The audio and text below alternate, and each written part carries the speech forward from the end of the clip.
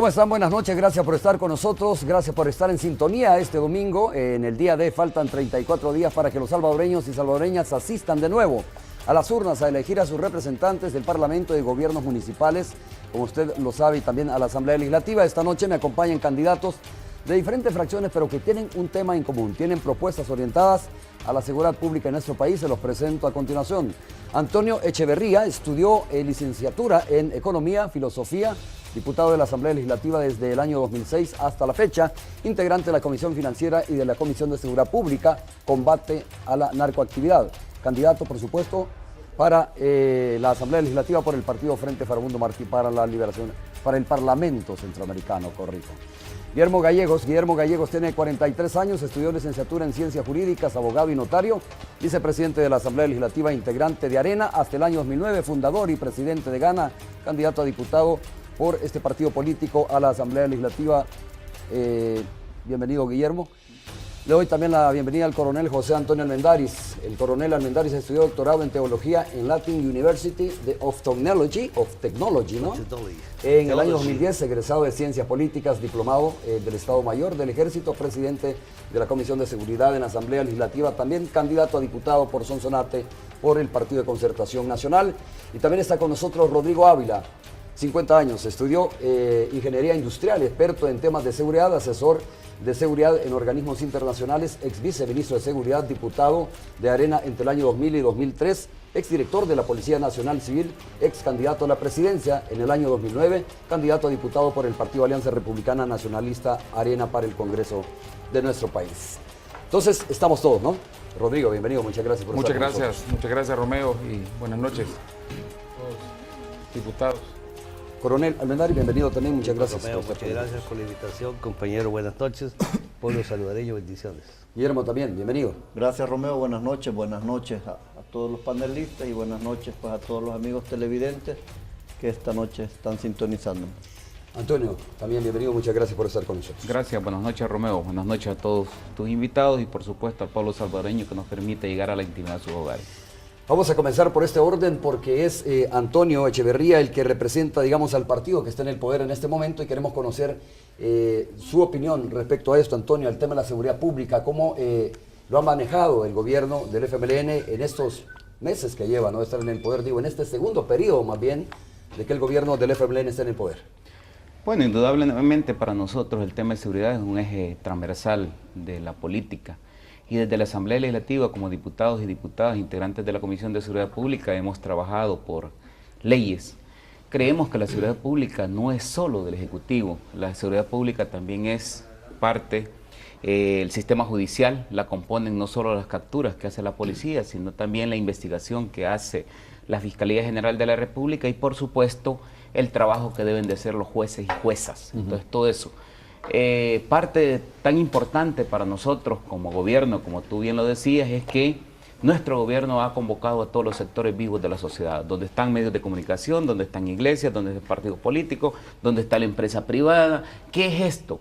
Recordémonos que la delincuencia es parte de una descomposición social, falta de oportunidades económicas, que en su momento una persona que te roba, que asesina, que extorsiona, es una persona que no tiene ningún tipo de valor, mucho menos una educación. Entonces, en ese sentido es importante apostarle e invertirle. Por eso precisamente es que el gobierno del FMLN, el gobierno del pueblo salvadoreño ha invertido en trabajar cómo concertar y cómo lograr hacer que el pueblo salvadoreño también participe en esta edición. Somos más las personas honestas, capaces, responsables, que un par de delincuentes. Antonio, que la tienen apuesta del amenazado. gobierno es estas recomendaciones del Consejo Nacional de Seguridad y Convivencia. La apuesta del gobierno es invertir en perseguir a todos aquellos que hayan cometido delitos y meterlos a la cárcel. La apuesta del gobierno es invertir en que ya no hayan más reclutamientos en aquellas personas que vayan a ser presa fácil de candidatos para Antonio, poder... ¿qué le dirías a aquellas personas, Antonio, que creen de que la delincuencia ha rebasado la capacidad que tiene en este momento la Policía Nacional Civil principalmente? Bueno, yo le digo de que el gobierno está trabajando, la Policía Nacional Civil está trabajando, y que indudablemente para mí es sorprendente algunos datos. Fíjate que cuando la comunidad internacional está puesto en estas coyunturas electorales, la delincuencia se incrementa. Entonces tuviste la reciente visita del secretario general de las Naciones Unidas y uno se sorprende cómo se incrementaron los masacres Entonces, el gobierno está trabajando en eso, tenemos planes de corto, mediano y largo plazo. El corto plazo es combatir todo aquel delincuente que cometa una ilegalidad en el país. Y el mediano, pues indudablemente. Hay que agregar un dato, este fin de semana, lo comentábamos antes de comenzar el programa, hubo 7 personas asesinadas, ¿no? Todos ellos pandilleros, en distintas circunstancias, lo hablábamos con el coronel Almendaris y con Guillermo Gallegos, antes de iniciar este programa, un fin de semana bastante violento. Rodrigo, tu opinión sobre esto, tú fuiste director de la Policía Nacional Civil, ex viceministro de Seguridad, y bueno, ustedes saben cómo manejaron este tema, y cuál es la diferencia de cómo se está manejando hoy, crees tú. Bueno, la diferencia es el tema de enfoque, y creo que la diferencia es también el tema de visión de todos los sectores políticos y visión de todos los actores de la vida nacional. Cuando dices enfoque, por favor. Cuando hablo de enfoque, por ejemplo, cuando nosotros éramos gobierno, cuando estábamos en las instituciones, quisimos impulsar una serie de reformas que tristemente no se pudieron impulsar. Hubo otras que se aprobaron a nivel de Asamblea Legislativa y también fueron votadas a nivel de otras instancias. Creo que en este momento la coyuntura es la más apropiada para que todos nos unamos y precisamente todos le ayudemos al gobierno en turno a salir adelante. Creo que es menester que el gobierno se deje ayudar y que todos comprendamos que este también no es solo un tema de policía, este es un tema de una visión global y de una respuesta integral. La situación definitivamente está rebasando la capacidad instalada del Estado para darle respuesta al problema. Y el problema es tan serio que los salvadoreños muchas veces nos estamos acostumbrando a vivir de esta forma. Es increíble el crecimiento que han tenido las pandillas y su membresía en los últimos años. No solo el crecimiento a nivel territorial de estas pandillas criminales, sino que también la membresía de sus cuadros.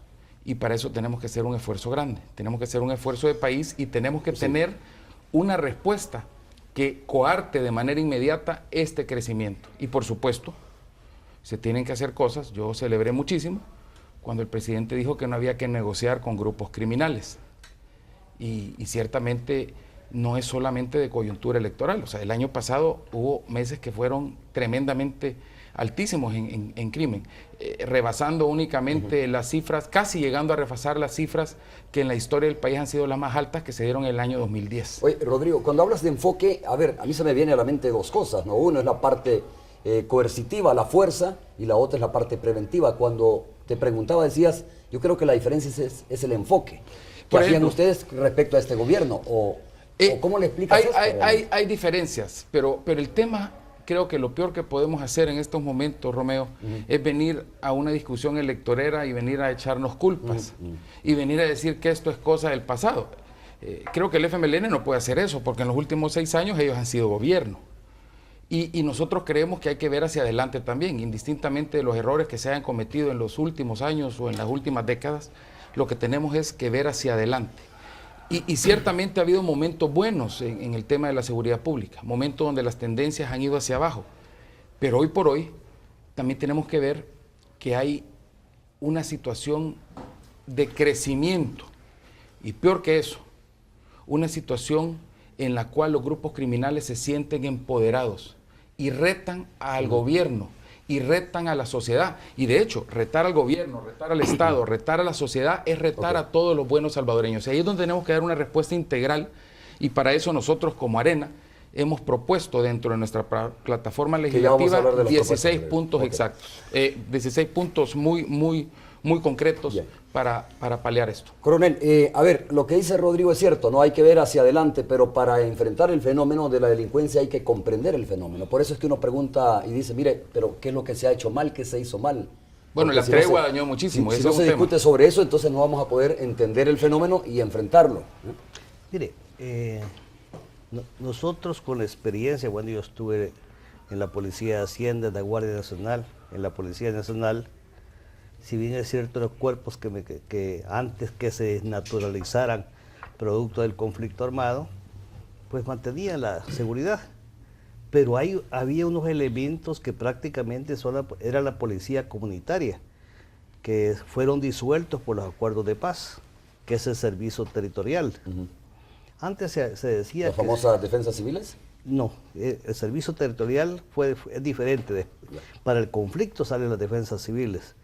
¿Y qué pasaba con estos elementos? Eran soldados que al terminar su servicio militar se presentaban como miembros de soldados de escoltas y de barrios de colonias y patrullas cantonales. Se nos acusaba de aquel entonces a los gobiernos de que era un estado policiado. Había que preguntarle a la población qué prefiere. Aquel entonces que las patrullas cantonales eran policía comunitaria y estaban pendientes de fiestas, pendientes de la seguridad. Bueno, ellos protegían la escena del crimen como que fueran policías, etc. Entonces, esa gente era la que en verdad, no solo los cuerpos de seguridad, son los que tenían esa seguridad. Al ser disueltos, bueno, se perdió esa seguridad que había en los cantones, hasta en el último caserío. Pero también no hay que ser ciego de que cómo surge esto de estas bandas delincuenciales. Algunos dicen, es que la pobreza, es que tal cosa. No, si eso no vino de Estados Unidos, del país de las oportunidades. Pero probablemente se puede alimentar por esos factores, ¿no? La falta de oportunidades, la exclusión social, etcétera. Es que pandilla ya existía aquí, pero no con esa mente con la que nos vinieron a esos elementos.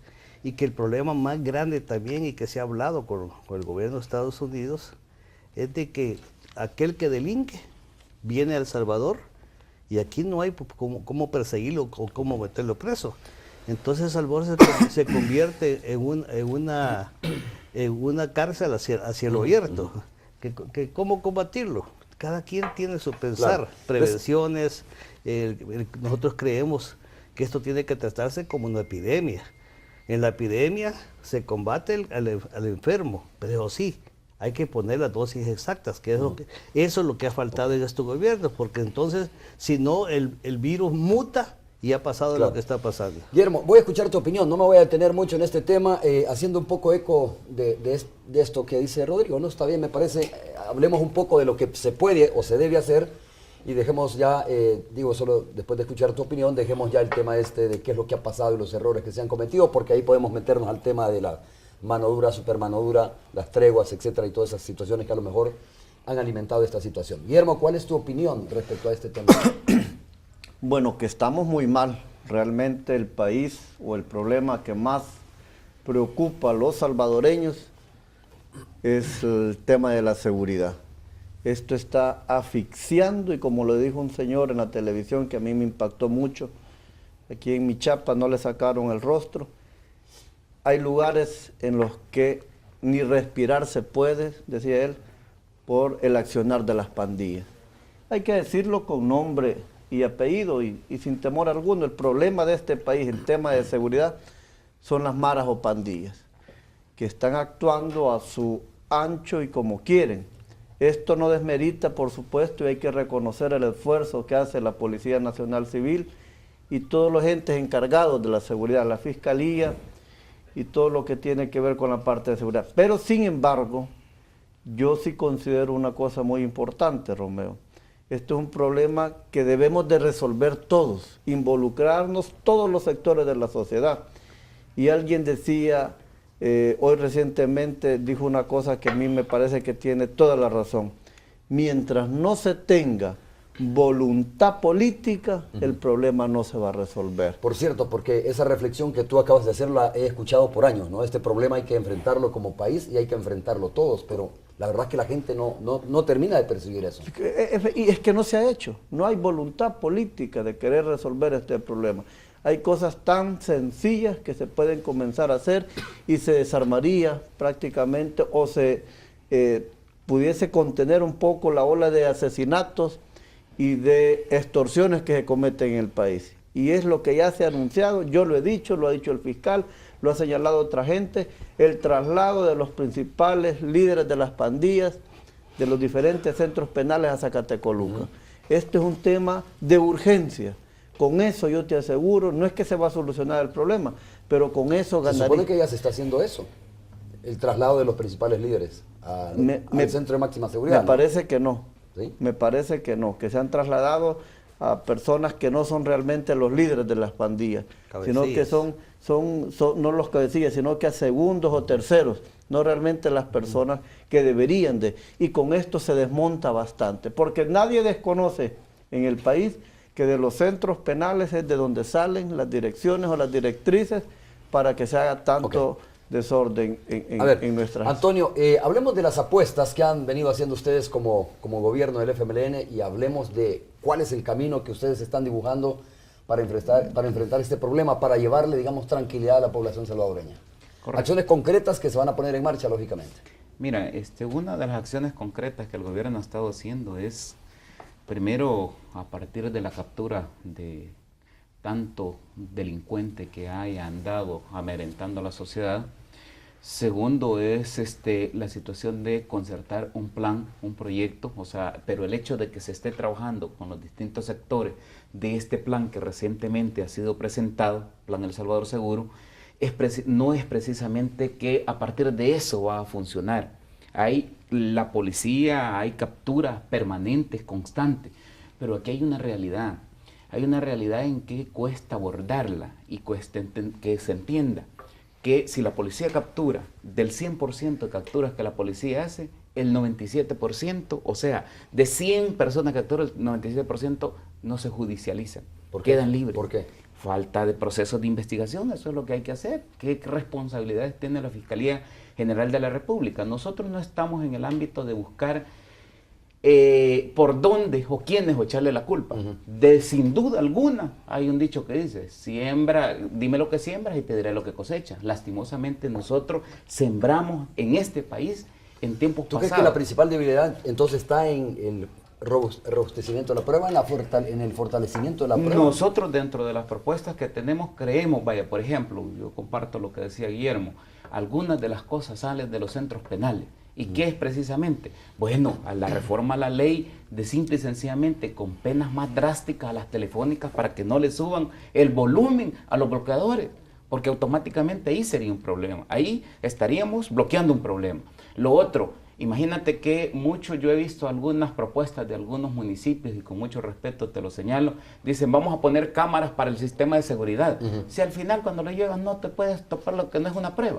No se admite como una prueba en el sistema judicial. Entonces, todo este tipo de cosas, por eso es que la gente en un momento determinado se siente decepcionada. Te dice, hoy te lo llevan y mañana lo regresan. Entonces, ¿y quién es el responsable de esto? ¿La judicialización o los jueces? Los jueces, ¿qué es lo que pasa? Y no presentan la suficiente investigación que la fiscalía, porque la policía captura, pero las capturas quedan libres.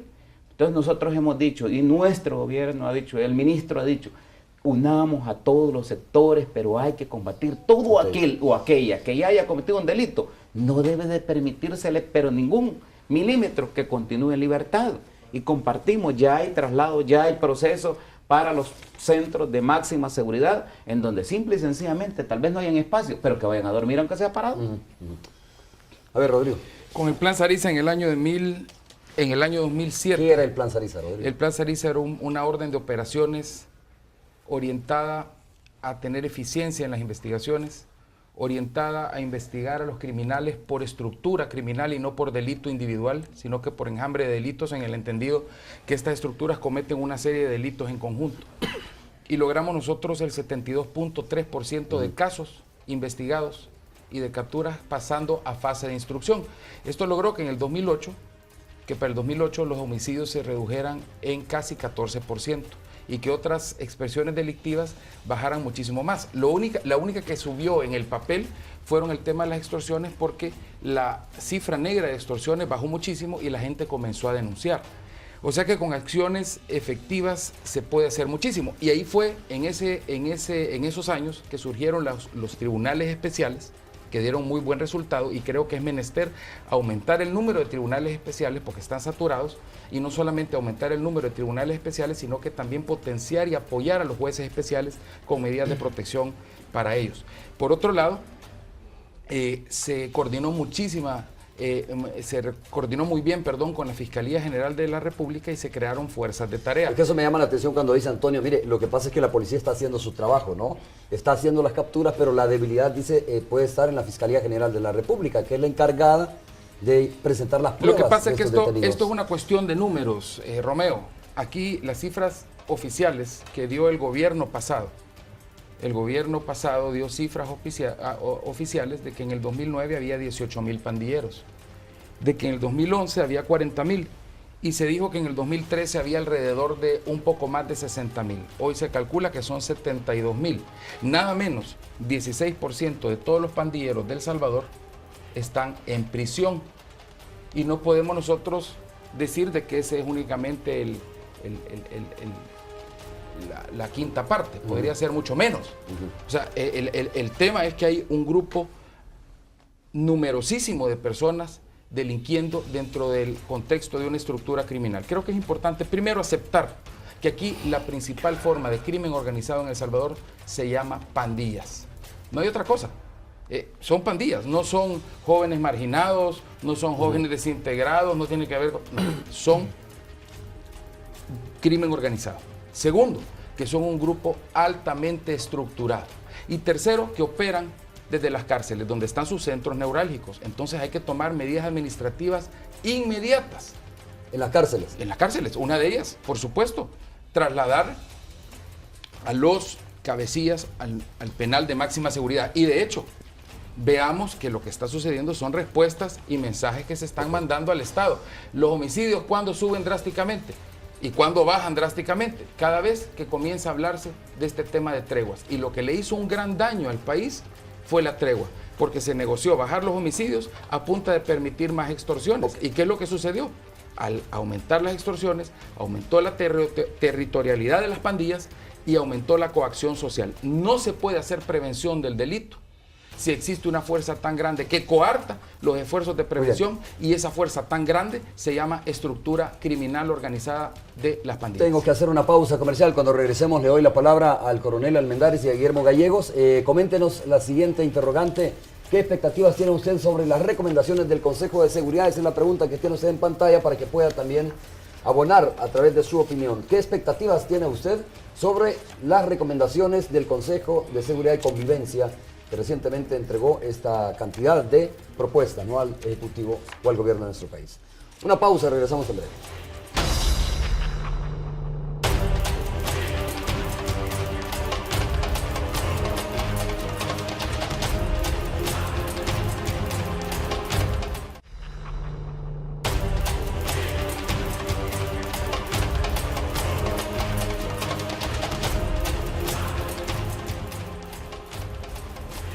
Estamos de regreso, gracias por continuar con nosotros. Coronel, quiero escuchar su opinión nuevamente después de estos elementos que ha dado Antonio y Rodrigo Ávila sobre el tema de la seguridad. Bien, como presidente de la Comisión de Seguridad Pública, yo quiero decir lo siguiente. Cuando el presidente Funes ganó la presidencia, yo esperaba de Arena el mismo bloqueo en la Comisión de Seguridad Pública de iniciativas que ayudaran al combate a la delincuencia, cosa que me sorprendió que no se hizo, ¿no? O sea, Arena no bloqueó. No lo hizo. Aquí están 2 miembros más de la Comisión de Seguridad y yo siempre me lleno la boca de decir que el del 100% de las iniciativas que llegan a seguridad pública, el 90% han salido por unanimidad. O sea que en ese aspecto sentimos que políticamente, por lo menos dentro de la Asamblea Legislativa, estamos colaborando en todos los esfuerzos que nos han pedido. Bueno, sin embargo, hay préstamos ahí, hay que decirlo, hay préstamos pendientes que tienen que ver con el tema de la seguridad pública que no han sido apoyados. No están en porque no han logrado los votos necesarios. No están en la Comisión de Seguridad Pública, yo estoy hablando por mi comisión. Y entonces, otra cosa, por ejemplo, cuando se dio la ley de protección de maras y pandillas, nosotros les dijimos que el 345 del Código Penal, que es asociaciones ilícitas y que prácticamente lo dice todo, no era necesario. Sin embargo, lo dimos para que no se dijera. Es como cuando Arena pidió la mano dura, se la dimos para que no digan que nosotros estábamos bloqueando. Pero hay otros propuestos, hay otras iniciativas ahí, coronel, como por ejemplo, creo que Guillermo, una de sus iniciativas es la pena de muerte incluso, ¿no? Está en la Comisión de Legislación y Puntos Constitucionales. Como le digo y le recalco, estoy hablando de la Comisión de Seguridad Pública. Luego también se hablaba aquí, por ejemplo, de las capturas de la policía y que cuántas se judicializaban. Estamos pidiendo esas estadísticas, porque ¿qué pasa? ¿Será que se han capturado con los elementos de prueba suficientes para que se constituyera un caso? Y dentro de la Fiscalía también, ¿cuántos casos se han judicializado, se ha decretado detención? Que nos llevamos la sorpresa que eran mínimos, pero mínimos. Y le pedimos también a la Fiscalía en qué tribunales acontece a menudo que están dejando libres a los criminales, no obstante llenaban los elementos de prueba a criterio de la policía y de la Fiscalía, porque queremos ir a la Corte Suprema de Justicia a pedir si están auditando sus tribunales, porque como lo decían los compañeros, esto es un esfuerzo de todos, y en este caso la Corte Suprema de Justicia tiene que hacer su papel, porque yo le pregunto, usted que hace un periodismo investigativo, ¿cuántos casos de depuración de jueces ha escuchado usted? En 2, 3, 4 años, ¿cuántos jueces han depurado? Muy pocos, O excepto ninguno. los que fueron capturados recientemente en San Miguel, que creo que están libres, ¿no? En Que al proceso, final, pues, están en proceso. lógicamente no se constituyó. Entonces sí tenemos nosotros en esto que estamos haciendo como Comisión de Seguridad Pública, viendo esto. Y sabe una cosa, de todos los problemas que hay aquí en El Salvador, el problema más grande es la aplicación de leyes. Y posteriormente, cuando usted toquemos este punto, de todo lo que hemos propuesto y de las cosas que no se cumplen, que se están usando adolescentes. El quinto inciso del artículo 345 de agrupaciones ilegales, ilícitas, dice que el que empleare jóvenes, reclutare para delinquir, se le aplicará una pena de 15 a 20 años. Al que empleare, joven. Al que empleare, o sea, al cabecilla de banda. Usted nos transmite a cada rato. ¿Y al chico? ¿Ah? Al chico, aquí viene otra situación. En el 2003 propusimos nosotros que para no violar la Constitución ni los convenios internacionales, que por cierto, si quisiéramos quitar todo eso y ponerlo a la par del adulto, el primero que tiene que actuar es el gobierno, porque es el Ejecutivo el que tiene que denunciar los tratados internacionales para decir a quién nos aplica. Pero nosotros propusimos que se le aplicara las 3/4 partes de la pena que le correspondía a un adulto. Ahí no estaban violando ni la Constitución, pero no se aprueba. ¿Por qué? Inmediatamente salen voces abogando por los niños. Entonces, ¿qué pasa? Que se preocupen también por la mayoría. Guillermo, a ver, Sí.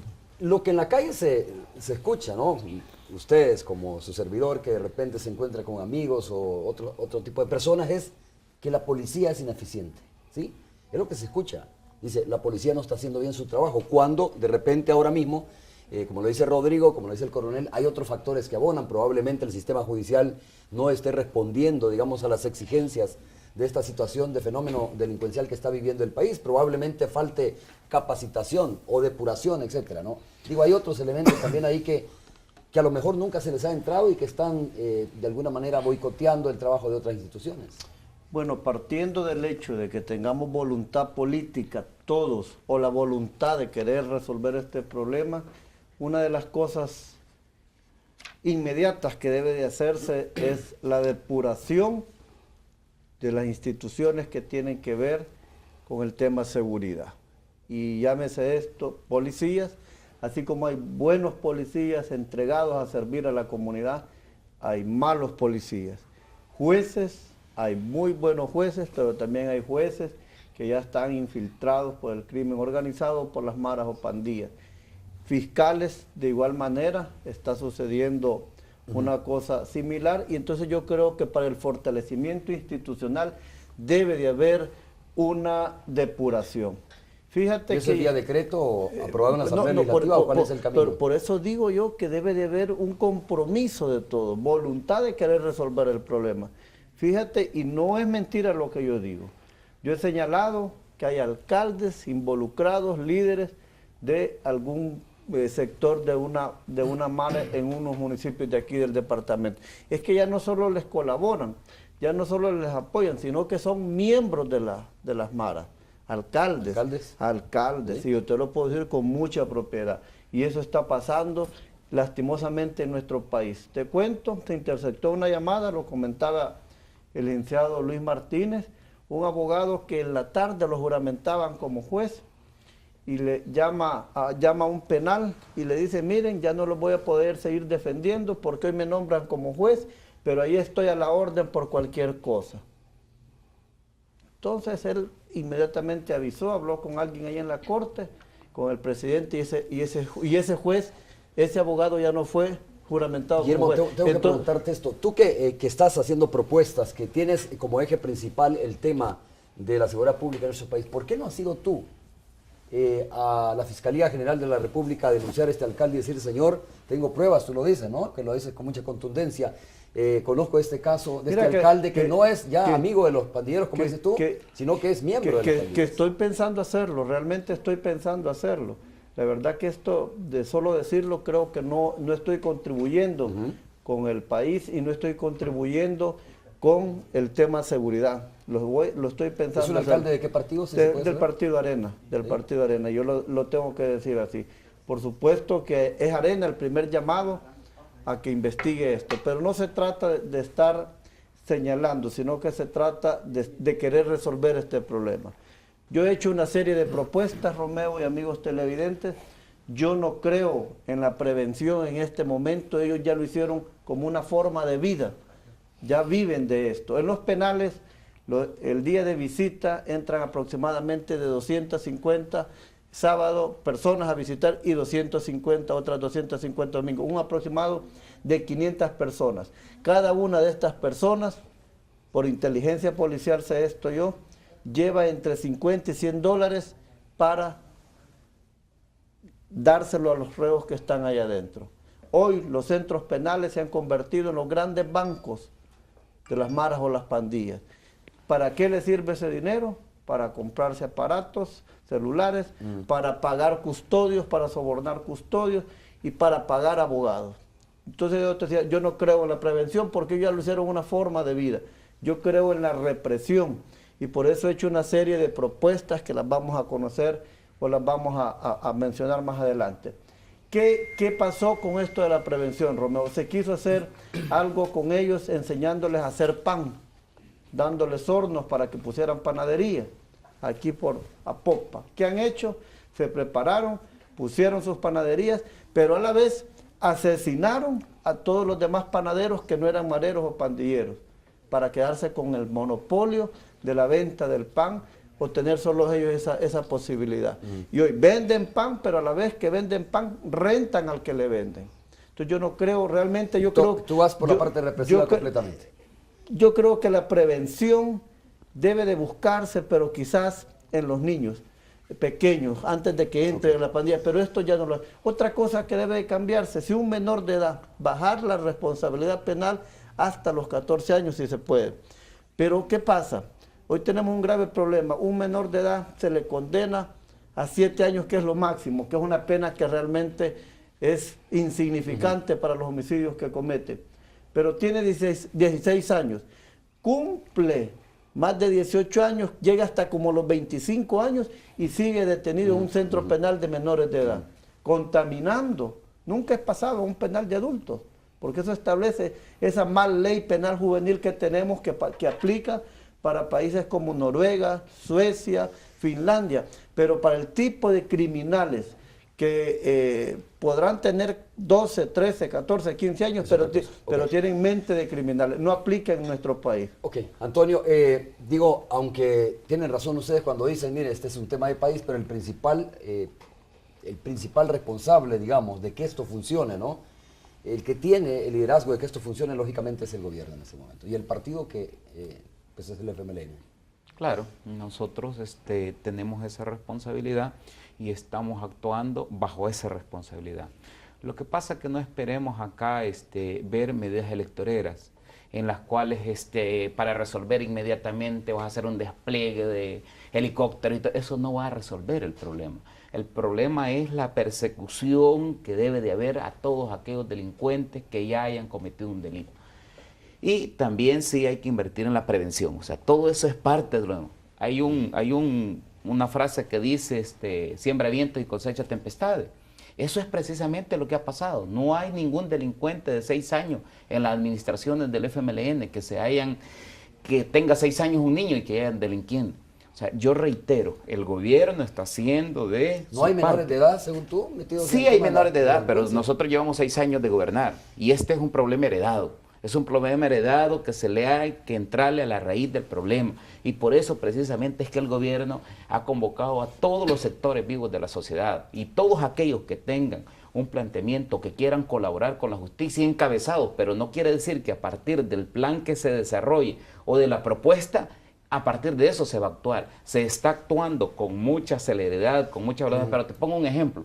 ¿Qué es lo que pasa? Y no es buscar responsables, pero ¿qué es lo que te pasa cuando un juez, qué es lo que pasa un 7 de enero, que por cierto Guillermo también es miembro de una comisión, llega un expresidente de la República y dice, no fueron 15 millones, sino 20 millones.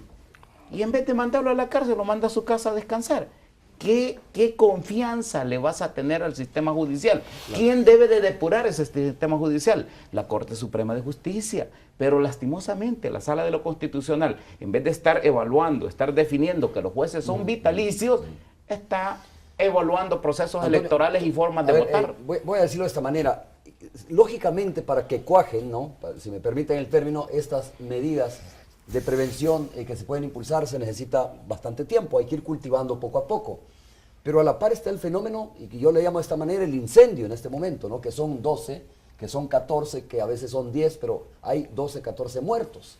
Entonces, digo, para eso no sé cuánto tiempo puede necesitar un gobierno para comenzar a incidir, digamos, en la baja de esos homicidios. Estoy de acuerdo que las medidas preventivas tienen que ir más allá, se necesitan más tiempo para que comiencen a dar resultados, pero el tema del número de homicidios, eso que aterroriza todos los días a la población, yo creo que pues la gente ya está esperando que haya algún tipo de medida o algún tipo de incidencia hacia la baja, ¿no? Sí, es que hay medidas. El despliegue de la policía comunitaria es parte de una medida que se ha hecho.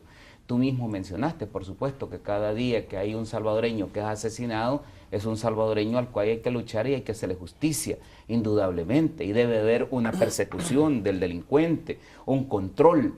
Pero tú dijiste, si habían 14 y hoy hay 7, o sea, sí va bajando la delincuencia, o sea, es una realidad. Pero uno se sorprende que en un momento en el que hay los ojos puestos en El Salvador, inmediatamente se disparan los niveles de delincuencia. Y el gobierno, la policía hace su trabajo, patrullaje permanente, constante, capturas inmediatas. Imagínate, hay una medida de todos los policías que fueron lastimosamente asesinados, de todos hay captura.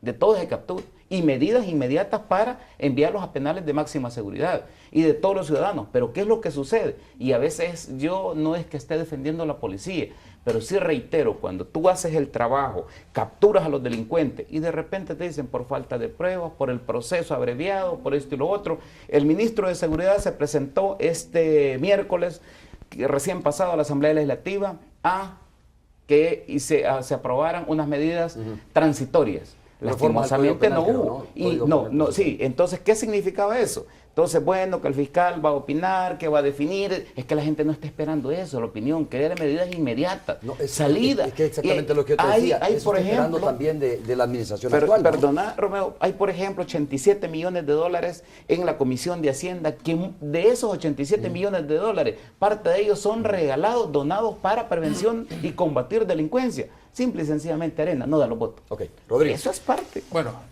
yo no me voy a meter esa dinámica, diputado, pero aquí hay una gráfica.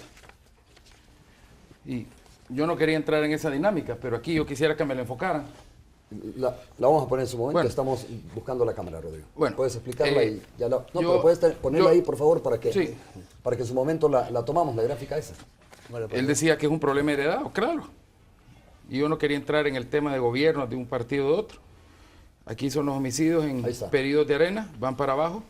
Y aquí es donde en el año 2009, y precisamente en el mes de agosto del 2009, se disparan de una manera nunca antes vista los homicidios. Aquí están.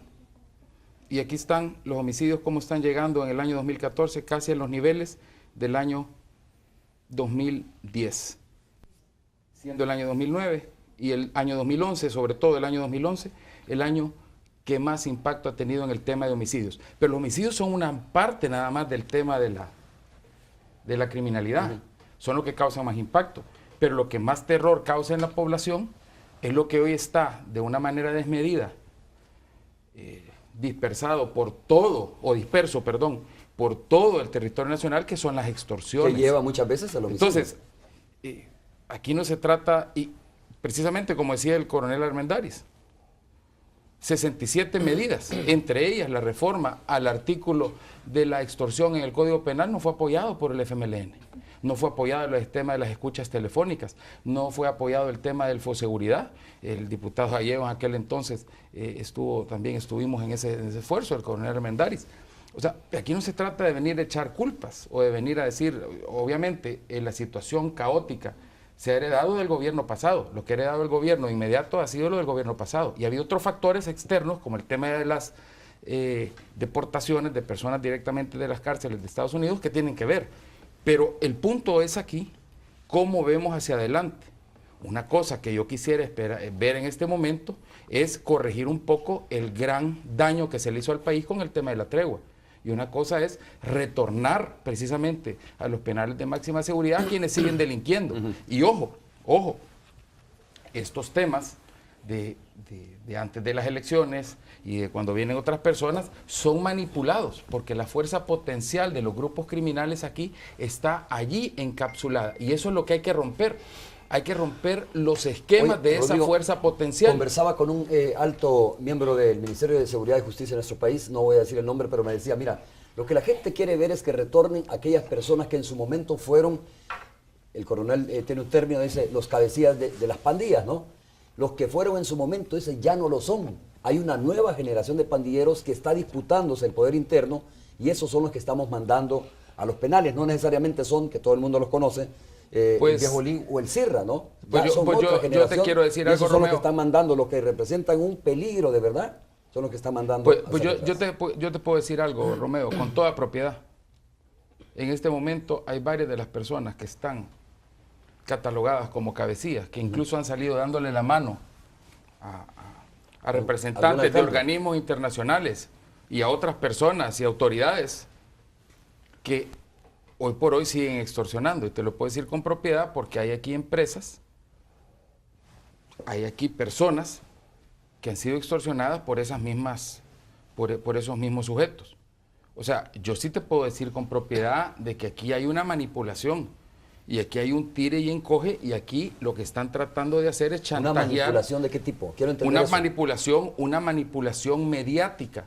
Y si no, veamos lo que salió hace un par de días, que se dijo que aquí los homicidios habían bajado por la buena voluntad de las estructuras criminales, que al apretar un botón bajan los homicidios. Y si eso entonces es cierto, quiere decir entonces que el problema es gravísimo, porque entonces aquí hay personas que tienen sobre la autoridad de puyar un botón o su propia autoridad la vida y la muerte y las cifras de estadísticas de muertos de todo un país. O sea, eso es inaceptable.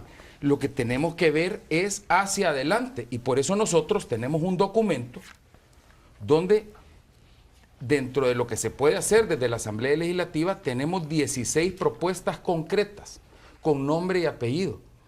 O sea, bien definidas, 16 propuestas para precisamente tratar de paliar este problema y ayudarle al gobierno. Rodrigo, ¿es correcto si te pregunto esto? Estas propuestas, tú cuando fuiste viceministro, fuiste director de la policía, ¿por qué no se pusieron en marcha? Porque había una oposición, porque había una oposición sistemática. Cuando quisimos hacer una reingeniería en los centros penales, nos echaron a los sindicatos inmediatamente al día siguiente y pararon la situación.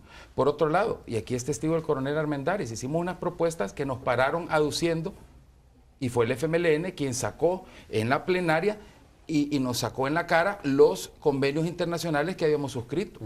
O sea, aquí, sin embargo, no se trata de entrar en esa dinámica de discusión. O sea, yo con todo respeto digo, aquí lo que tenemos que ver es hacia adelante. Y aquí nadie puede hacerse loco y decir que esto es heredado del pasado. Si esto es una cosa heredada, el tema de la tregua, por ejemplo. El tema de la tregua fue una cosa aberrante y terrible y oscura. Porque por un momento se decía que no era un tema del gobierno. Sin embargo, yo vi al presidente Funes en Nueva York alardeando que era una iniciativa que habían mantenido como una estrategia bien medida. Lo que pasa es que se le salió de manos al ratito. Entonces, yo siento que aquí tenemos que ser responsables, Romeo, y lo que tenemos que hacer es unirnos. Lo que queremos es ayudarle a este gobierno, pero no solo al gobierno. Tienen que aquí ponerse también las barbas en remojo todas las instituciones. Yo creo que sí, esto es una Lo que decía el responsabilidad coronel Almendares, del órgano de judicial, algunas del Ministerio Público, de instituciones. todos. Coronel. Mire, hablar de que, digamos, solo represión. La política criminal es un estudio científico que han hecho en muchos países. Y dice de que, por eso cuando estaba comentando al principio, comencé diciendo de que el combate a la delincuencia tiene que ser como el combate a una epidemia. Que al mismo tiempo que se está tratando al enfermo, o sea, al virus que está afectando al enfermo, que tiene que ponerle la dosis exacta, porque si solo se le pone la media dosis, ese se vuelve resistente y muta, como ha pasado con las bandas criminales aquí. Pero al mismo tiempo que se combate ese virus, tiene que prevenirse que se contagien. Ahí estamos hablando de los adolescentes y de reclutamiento, etcétera. Y el que se va rehabilitando, el que se va componiendo, hay que rehabilitarlo y separarlo de los enfermos y reinsertarlo a la vida productiva. Lo mismo tiene que ser el combate a la delincuencia. La pregunta siempre ha sido, ¿la capacidad instalada de la Policía Nacional Civil ya fue superada por el problema? Yo digo no. No, porque no ha sido bien empleada la policía. Comenzando por lo que hoy no va a ser la excepción de lo que siempre paso insistiendo, y hoy lo estoy haciendo como una reforma a la ley orgánica de la Policía Nacional Civil. Ya recomendamos en todos los gobiernos, Rodrigo es testigo también, al ministro en su época le recomendé el acuartelamiento de la policía. No es posible de que estemos en una guerra delincuencial y la policía no esté en esa emergencia.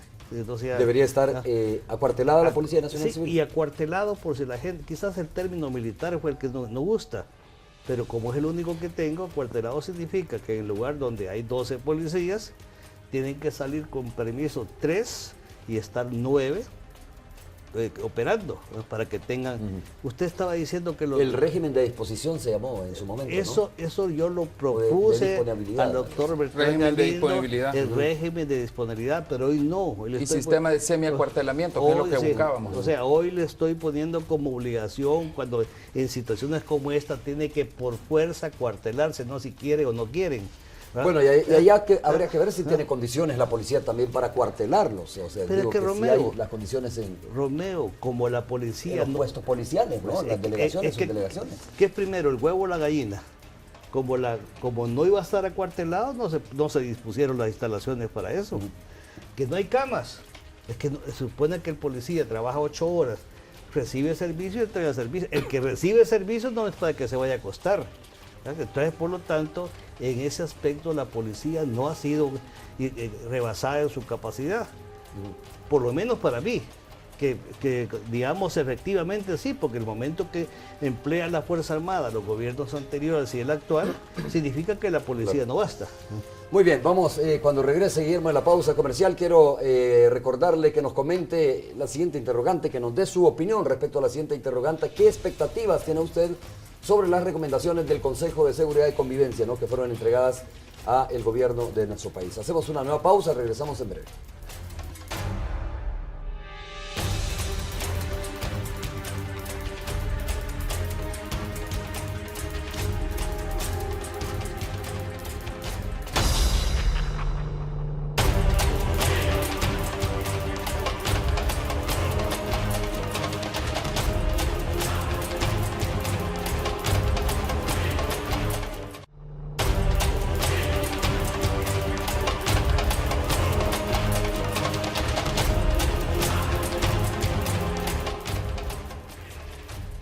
A ver, estamos de regreso. Vamos a leer algunos de los comentarios ante la pregunta que hemos venido formulando. ¿Cuál es la expectativa que tiene usted sobre estas recomendaciones que hizo la Comisión Nacional de Seguridad y Convivencia? Vamos a ponerlos en pantalla para que usted también pueda leerlos.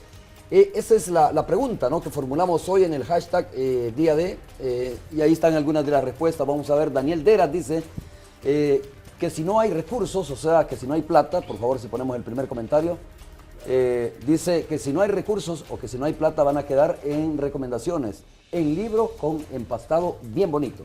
Jaime Hueso dice que atienda cada denuncia de la población y que les den condenas graves a los delincuentes y que condenen a jueces, fiscales, abogados corruptos que aceptan dinero para dejar libre, dice, a los delincuentes, son algunos de los comentarios que tenemos. Ahí está también Fernando Renderos, dice que las implementen, pero sin financiamiento será difícil, más conociendo la postura de la ANEP, dice nuestro amigo Fernando, que nos escribe a través de las redes sociales. Y Pirlo Maximiliano dice lo siguiente: solo se preocupan por su conveniencia, para su bolsillo, para mí están descalificados, dice. Y finalmente Temo Maldonado dice lo siguiente: no hay varita mágica, pero por lo menos que la seguridad tome un rumbo sólido y eficiente.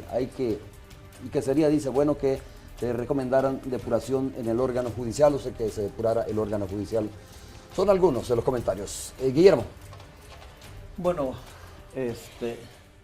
yo la prevención se la dejo a quien la quiera proponer, ¿verdad? No es mi tema, no estoy yo con la prevención.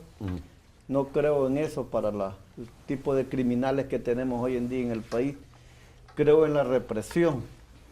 Yo he hecho una serie de propuestas en lo que va del periodo legislativo. Unas han avanzado, otras no han avanzado. Y creo que hay propuestas interesantes, como por ejemplo los regímenes de sección focalizados. Esto es la suspensión de garantías constitucionales en aquellas zonas críticas que se tienen ya diseñadas o establecidas o definidas por la misma policía, para que se proceda a capturar, a procesar y a condenar por el solo hecho. Capturas masivas. Por capturas masivas. Es que hay que sacarlos de la calle. Y yo de verdad, discúlpenme el gobierno, pero no creo que en serio se estén tomando el tema de trasladar a los principales líderes de las pandillas. No son esos los que están trasladando, son otro tipo de personas, y mientras eso no se resuelva, va a ser complicado. Ya lo decía el ingeniero Ávila, de los penales salen la gran mayoría de extorsiones del país. Sino que me diga el amigo televidente, aquel que ha sido extorsionado, tienen hasta el cinismo de decirle: mire, le hablo aquí del penal de Ciudad Barrio cuando lo están extorsionando, o le hablo del penal de Zacatecoluca. Así con ese cinismo lo hacen cuando llaman. Pero aquí viene otro tema. Aquí es cuando yo imploro y llamo a que todos debemos de unirnos a este problema. Pero, por ejemplo, una telefónica muy reconocida del país tiene un giro que no es el que está obligado por la ley o el que presta, que es el giro telefónico, de llamadas telefónicas, sino que está captando dinero de manera irregular. Este se ha convertido en el canal preferido o quizás el más rápido e idóneo para que las maras o las pandillas extorsionen a medio mundo. Entonces es tan fácil como llegar a cualquier tienda de cualquier pueblo y decirle: mire, venga, deposíteme $300 a este número telefónico. ¿Y qué hace esta empresa privada?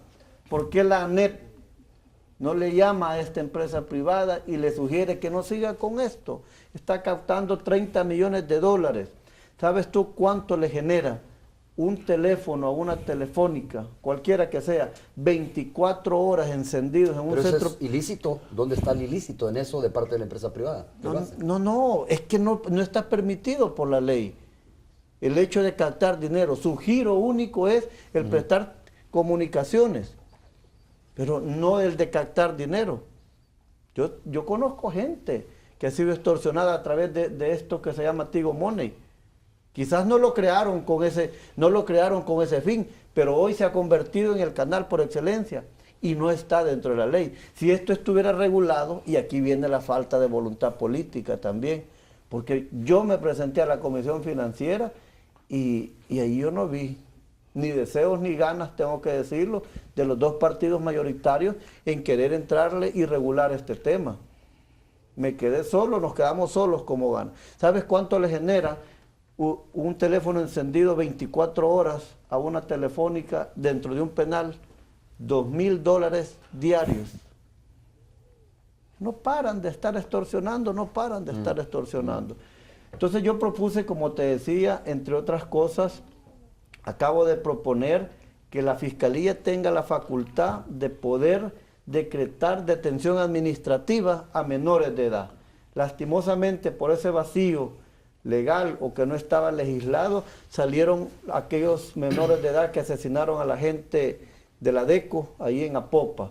A partir de que el lunes, ojalá podamos el día de mañana legislarlo y que esto sea una realidad. Okay. Mis propuestas han sido siempre constantes, permanentes, y no es que las haya presentado. La pena de muerte, para aclaración, tenemos la gran oportunidad, si hay decisión política, la presenté nuevamente hace como 8 meses, está presentada en la Comisión de Legislación.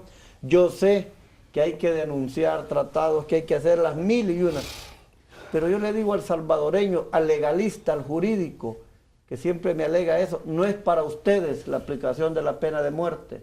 La estoy proponiendo para tanto criminal que está enlutando y llorando y haciendo que nuestro país esté derramando sangre. Yo, perdón, con esto termino. Yo me hice una pregunta hace un par de meses. ¿Qué país quiero para mis hijos? Un país en el cual tengan como cárcel las casas porque no puedan salir de ahí. Yo no quiero un Salvador así para mis hijos. Creo que este problema, y comparto, no es de decir que es responsabilidad de Arena, que es responsabilidad del FMLN, en gran parte sí, porque son gobiernos. Pero tenemos que sumarnos todos. No es un problema que solo va a resolver el gobierno. Tenemos que sumarnos todos a resolverlo. Antonio. Bueno, nosotros estamos invitando, combatiendo a todo aquel delincuente que haya delinquido, y creo que estamos haciendo nuestro trabajo. El FMLN es un partido que cumple y sabe hacer las cosas. Nosotros no somos como la gallina o como se hacía anteriormente, que hacen un plan y convocan a los medios, que va a hacer esto, que la mano dura, super mano dura, y al final eso no va a resolver el problema. El problema hay que atacarlo de la raíz. El problema hay que combatir a todos aquellos que ya delinquieron. La policía captura, y te ponía el ejemplo de 197 quedan libres.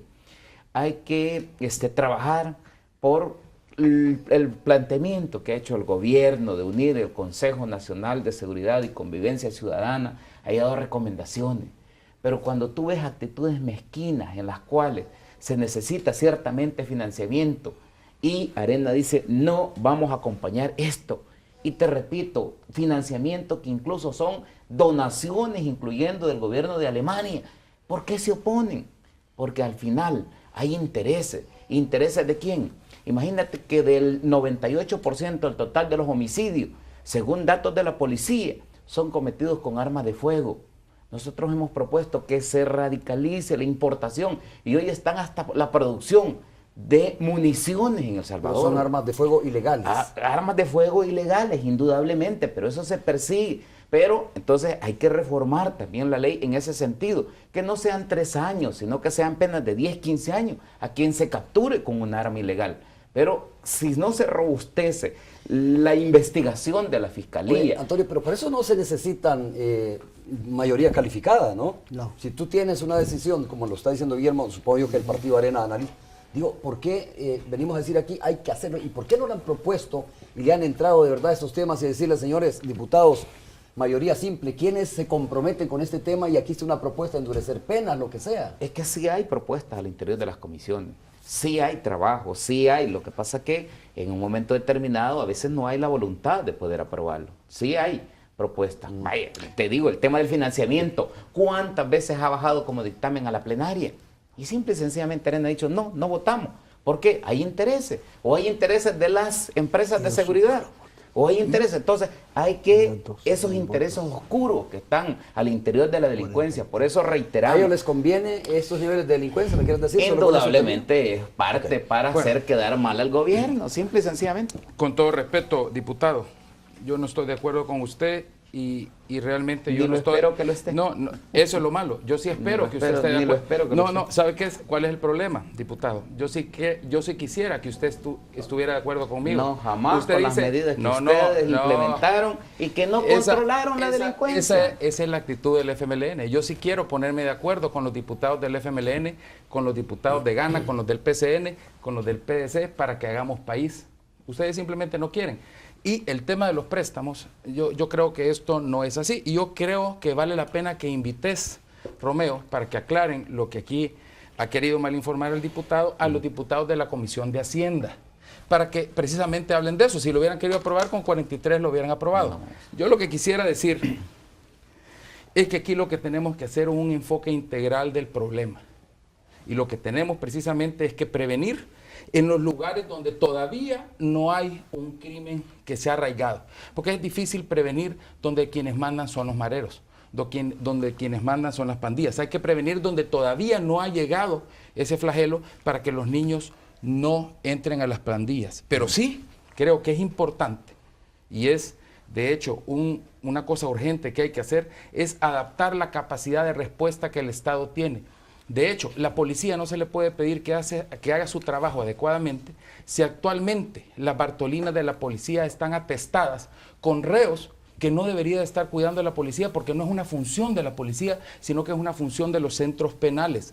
En los centros penales, los teléfonos no llegan caminando por sí solos, los chips no llegan caminando por sí solos, alguien los mete. Y yo lo que quisiera ver es investigaciones donde se metan presos, como se hizo antes, también, pero ahora más, a los cómplices que tienen que ver con el sistema penitenciario para introducir todos estos aparatos a los centros penitenciarios. Nosotros tenemos 16 propuestas, algunas de las más importantes son, primero, y la primera, es velar para que el gobierno central presupueste los recursos necesarios para el combate de la delincuencia. No para que haga proselitismo, sino que para que verdaderamente combata... Y no votan por el presupuesto.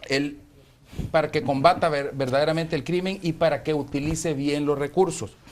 Legislar para tener una ley especial para medidas reeducativas o de readaptación de acuerdo a lo que dice el artículo 13 de la Constitución, que lo voy a leer, porque aquí la Constitución nos da un camino. Y de hecho, con el coronel hace mucho tiempo en la Comisión de Seguridad Pública hablamos mucho de esto, que es el cuarto inciso. Y hay que operativizar esto. Dice, por razones de defensa social, podrán ser sometidos a medidas de seguridad reeducativas o de readaptación los sujetos que por su actividad antisocial, inmoral o dañosa revelen un estado peligroso y ofrezcan riesgos inminentes para la sociedad o para los individuos.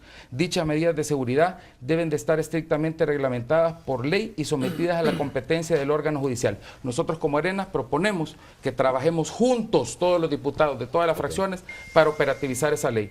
Queremos que hay una ley especial para rehabilitación y reinserción de jóvenes en riesgo social para prevenir el reclutamiento de niños, para castigar a los que los recluten, legislar para contar con una ley que podría ser transitoria, especial contra las extorsiones y derogar la ley antipandillas. Es importante derogar el decreto 458 porque no ha servido absolutamente para nada y tenemos, sin embargo, una ley que se llama la Ley Especial contra delitos contra crimen organizado y delitos de realización compleja que sí está funcionando. Y por otro lado, reformar la ley penitenciaria y reformar la ley de telecomunicaciones porque ahí hay muchas cosas que hacer. Bueno, que ya hay una iniciativa en el Congreso, ¿no? Rodrigo, y se habla precisamente, yo creo que sí hay que apoyar parte de ese documento, claro, que han sacado, porque ahí hay cosas también que son muy rescatables. Vamos a hacer la pausa comercial. Cuando regresemos voy a darle la palabra al coronel Almendares para que también pues comente, ¿no?, sobre lo que se ha discutido en la mesa. Volvemos en breve.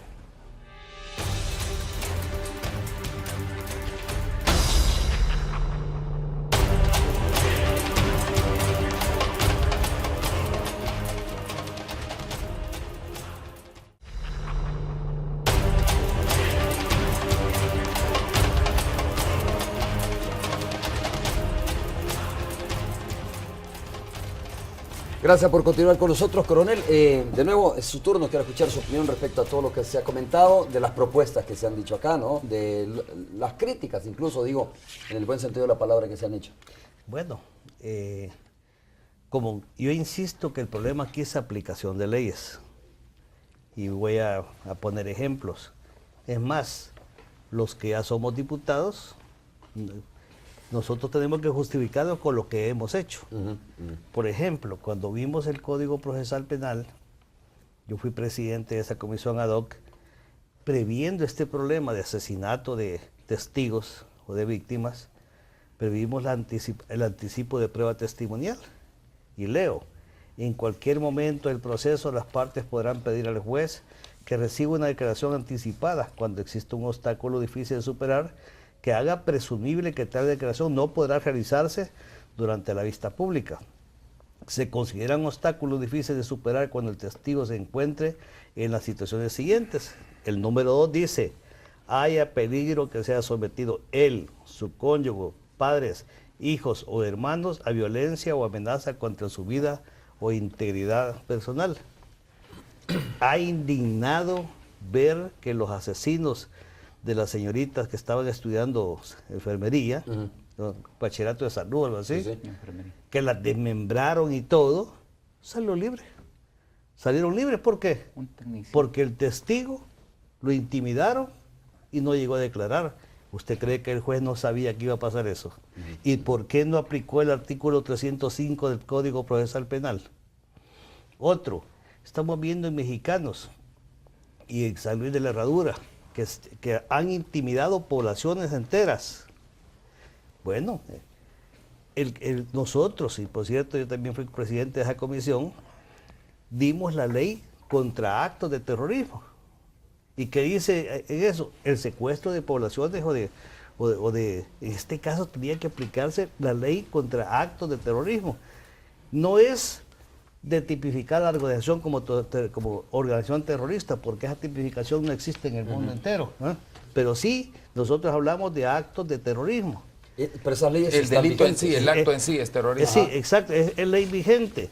Y por ejemplo, aquí no me deja mentir Rodrigo, de que había problemas dentro de la policía. Yo propuse la ley disciplinaria policial cuando él era director, que de repente la víctima o testigo podía ser asesinada o amedrentada. Además de esto, pues propuse el Instituto de Ciencias Forenses, que desgraciadamente por problemas de presupuesto no se dio, pero toda esa normativa se fue para medicina legal, que es la idea. Pero no se me aflija, aquí la tenemos, mire, ¿se acuerda? Trabajamos en ella, aquí la retomamos, mire, aquí está Pues bueno, el número 11. ¿De qué se trata eso? No solo en televisión pasa, es cierto, una prueba científicamente recuperada o tomada puede evitar de que diga el juez, mire, es suficiente esto, que no venga la víctima de testigos, con esto es suficiente para decretar detención, meter presa a esa gente. Y así como esas, por ejemplo, teníamos el problema de la policía. Propuse, aquí está el diputado Gallegos y el diputado Echeverría, propuse la ley orgánica de la Inspectoría de Seguridad Pública para que viera policía y para que viera el caso también de la academia. Por eso insiste usted, coronel, de que no es problema de leyes. Es de aplicación de leyes. Si usted le pregunta a mis compañeros y va a ver, porque hay gente que dice, es que los diputados no endurecen las leyes. ¿Y qué han hecho con lo que hay? Le estoy diciendo, y usted que investiga eso. El 345, repito, dice que el que empleare menores para delinquir, se le aplicará una Entonces son los jueces los que no están aplicando estas leyes. Primero, bueno, lógicamente, ¿no? es que aquí, algunas no. Aquí tiene que ver lo siguiente. Como dije al principio, uno, que las capturas se hagan con los elementos de prueba suficientes. Para eso necesita inteligencia policial. Y no solo policial, porque quien conduce la investigación del delito es la Fiscalía. Que la Fiscalía tenga los recursos, porque ningún gobierno le da los recursos suficientes a la Fiscalía.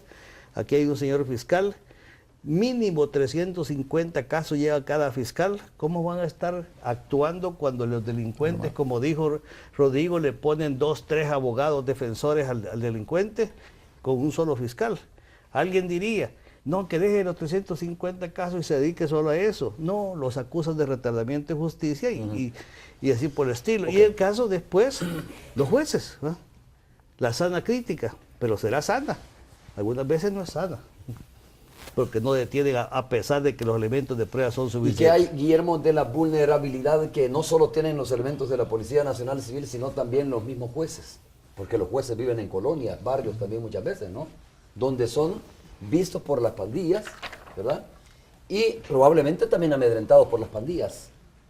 Además de la depuración, lógicamente, que se espera que se haga del sistema judicial, ¿no? Pero también los jueces son vulnerables en el territorio. Es que pasa mucho tiempo en el lugar, hasta 10, 14 años, no me deja mentir. Por eso hay que potenciar los jueces especializados. Bueno, yo lo primero que quisiera decir en esta oportunidad, en este segmento, es que yo no estoy de acuerdo en desarmar a la población, hablando de esto.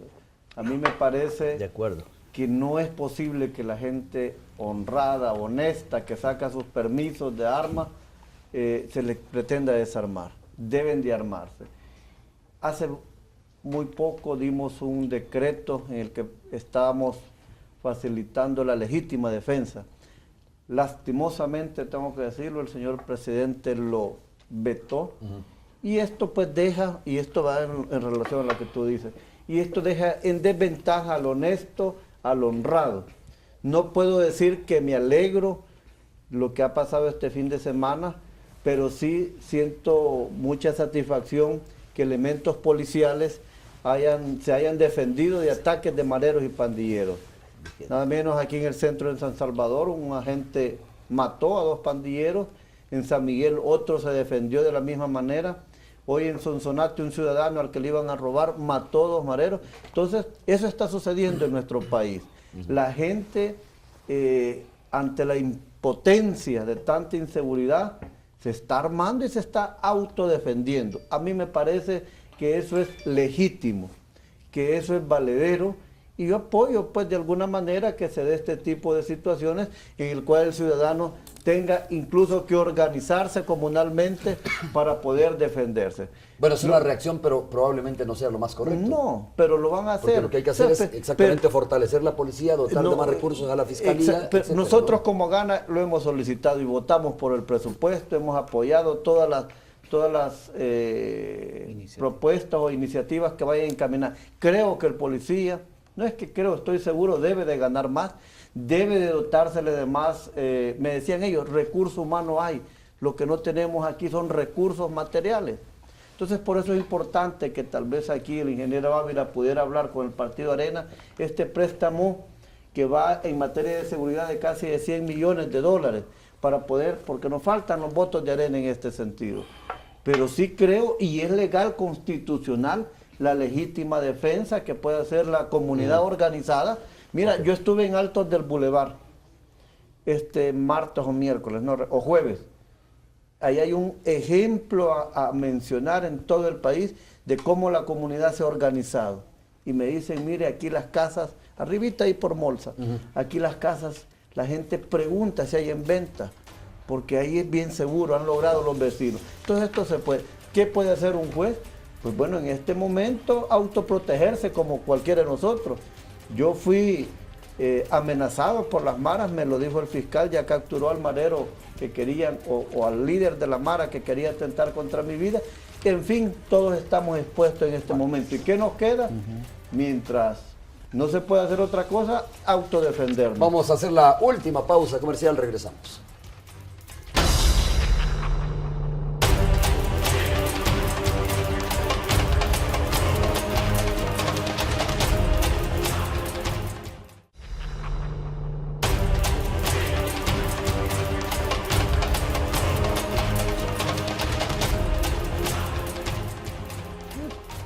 Bueno, estamos de regreso, gracias. Mira, ahí están otros de los comentarios a través de las redes sociales. Juan Hernández dice, todo esto tiene que contar con el apoyo total de partidos mayoritarios en combatir, dice, esta ola de criminalidad, dice Juan Hernández. También otro comentario entre lentes dice lo siguiente, la pregunta por qué el FMLN se oponen a revelar los nombres de los cabecillas llevados al centro de máxima seguridad, a Zacatecoluca. Noemí Rodríguez dice lo siguiente también, solo cuando hay elecciones ofrecen soluciones a los problemas, después se les olvida todo lo que han dicho, son algunos de los comentarios a través de las redes sociales. Rodrigo, es la despedida, ¿no? Pero bueno, yo sí considero que es importante dotar a la policía de los recursos técnicos, mejorar con las condiciones y prestaciones de la policía y una parte importante, las capacidades procesales de la Fiscalía, de la policía para poder enfrentar los delitos más complejos. Y hoy por hoy el delito que más aqueja a la sociedad salvadoreña es la extorsión. Y lo que le da vida a las pandillas es la extorsión. Entonces hay que combatir la extorsión y hay que ayudarles a todos aquellos muchachos que se quieran salir de las pandillas, a los expandilleros, para llevarlos por el camino de la rehabilitación y de una reinserción positiva. Gracias, Rodrigo. Eso es lo que nosotros planteamos. Coronel, gracias también por haber estado con nosotros. Gracias, como le decía, el día preparado para decir lo que he hecho antes de campaña, no solo no prometer después de campaña. Pero al mismo tiempo decirle a la población, esto tiene cura, esto se puede solucionar. Y una de las cosas que podemos hacer como legisladores es comenzar a llamar a los funcionarios a decirles por qué no están aplicando las leyes que nosotros Que les ya damos. están vigentes. Así es. Guillermo, gracias. No, gracias Romeo. Yo quisiera decirle a todos los mareros y pandilleros de este país y a sus familiares que es un buen momento como para que se rindan y den paz a El Salvador. No es un llamado de súplica, sino que es una advertencia, porque de lo contrario vamos a tomar decisiones y la gente está tomando decisiones que pues después van a lamentar. Antonio, muchas gracias también. Gracias, Romeo. Yo quiero decirte que el gobierno ha unido a todas las fuerzas vivas de la sociedad y ha presentado un plan El Salvador Seguro, en donde hay que unir a todos los sectores con medidas de corto, mediano y largo plazo. La delincuencia no debe de tener amigos, debe de tener a todos unidos para combatir. Y por eso precisamente era que te hablaba del financiamiento, que totalmente de acuerdo, pero lamentablemente pues todos sabemos. Gracias, Antonio, muchas gracias. Rodrigo, muchas gracias. Coronel, gracias. Guillermo, a ustedes también muchas gracias por habernos sintonizado. Nos vemos el próximo domingo a las 7:30 de la noche. Es todo.